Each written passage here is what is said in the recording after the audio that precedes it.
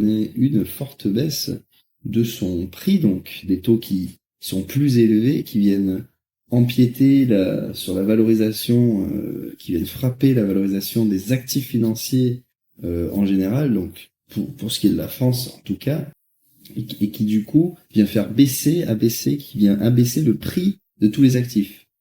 Donc si toutes les actions baissent, la valeur de notre portefeuille baisse, CAC 40, et en contrepartie, le dividende augmente. Donc cela ne veut pas forcément dire que l'activité génère plus de profit, que les distributions sont plus importantes, c'est juste que comme la valorisation diminue, eh bien, par effet balançoire, par effet compensatoire, le rendement augmente. Donc en plaçant 100 000 euros à ce moment-là, durant cette période-là, donc si on prend par exemple 1980, l'année d'après, le rendement équivalent auquel on aurait pu s'attendre, et en fait qui aurait été effectif, aurait été un virement de 8 000 euros, donc en plaçant 100 000 euros ou 100 000 francs du coup à cette époque, aurait été un virement de 8 000 francs, donc directement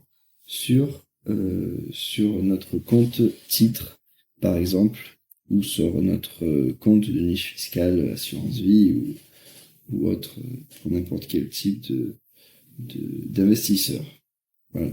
Et donc, qu'est-ce qui est important de noter au travers de cette analyse, c'est que en fonction des situations, des moments où l'on va investir, eh bien, la rentabilité attendue ne va pas être la même.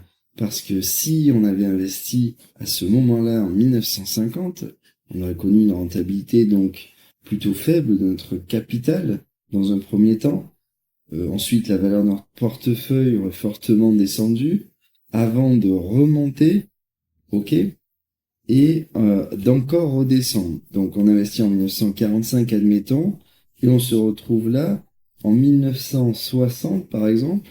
Donc notre portefeuille a connu une hausse significative en termes de valorisation, d'accord, qui doit correspondre à quelque chose comme 50%, même pas 50% de hausse. Voilà.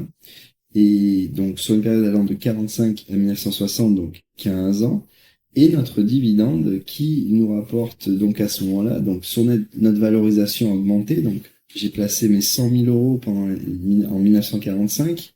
Maintenant, mon portefeuille de 100 000 euros, on est en 1960, ne vaut plus 100 000 euros, mais il vaut 150 000 euros, il est valorisé 150 000 euros. Et ce qui est bien avec ce graphique, c'est que la valeur du rendement, le calcul du rendement plutôt, pardon, ne se fait pas sur la valeur que vous avez placée au départ, mais sur la valorisation. C'est comme ça qu'il faut lire le graphique. Sur la valorisation de votre portefeuille au moment T. Donc à ce moment-là, mon portefeuille ne vaut plus 100 000 euros, 100 000 francs, peu importe, il vaut 150 000 francs. Il vaut 150 000 points d'indice, peu importe. Et donc le rendement qui est indiqué ici, qui correspond à peu près à 1,5%, voilà, et doit être appliqué sur mes 150 000 euros ou francs, et plus sur mes 100 000 de base. Voilà. Donc qu'est-ce que ça veut dire? Ça veut dire que mon dividende d'ici, pendant ces 15 ans, il est à peu près, donc il oscille entre 0,5% et 4,5%, voilà. Donc ça fait une moyenne, on va dire, de 2%, 2,5%. Mais, entre-temps, ma valorisation a augmenté. Donc mes 2,5% ne s'appliquent plus sur mes 100 000 que j'ai investi au début, mais sur un montant bien plus important. Voilà. Donc ça c'est plutôt intéressant. Mais le problème, c'est que ensuite mon CAC 40 redescend. Donc, du coup, en 1980, par exemple, certes, le rendement de mon dividende a fortement évolué, mais le calcul s'applique toujours sur les 100 000, sinon moins.